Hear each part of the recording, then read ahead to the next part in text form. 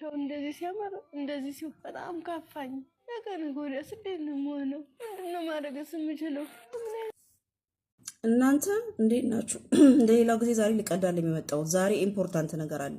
ኢቢኤስ ላይ አዲስ ምዕራፍ የሚል ፕሮግራም ላይ ትናንትና አንዲት ወጣት ተለቀ ነበረ። የሚገርም አሳዛኝ ታሪኳ በጣም ነው የሚያሳዝነው። እና ኢቢኤስ አሁንም ድጋሚ ለምን የዚችን ልጅ ድምፅ አፈነው? ከዩቲዩብ ከቲክታክ ፕላትፎርም እንዳለ ሪሙቭ አድርጎታል ቪዲዮቿን። ለምን ብለን መጠየቅ አለብን። ይቺ ልጅ እገዛ ትፈልጋለች፣ መታከም ትፈልጋለች፣ ብዙ ነገር ያስፈልጋታል። ካመጣችሁልን በኋላ ለምን ድምጿን መልሳችሁ ታፈናላችሁ? እስከዛሬ የታፈነው ድምጿ አይበቃም?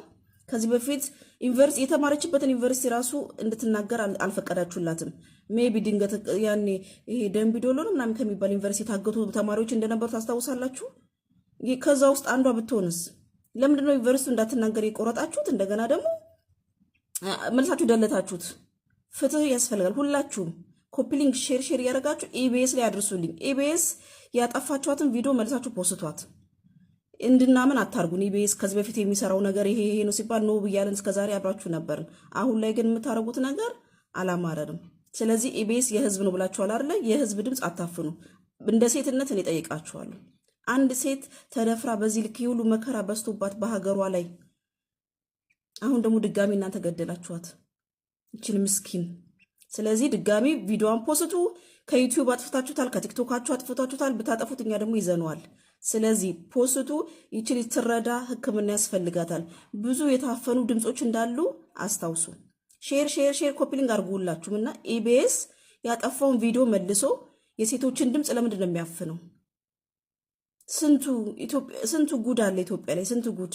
እኔማ ሀገሬ ፈራዋት። አሁንማ እግዚአብሔር ሀገር አልባ ሆንን እኮ።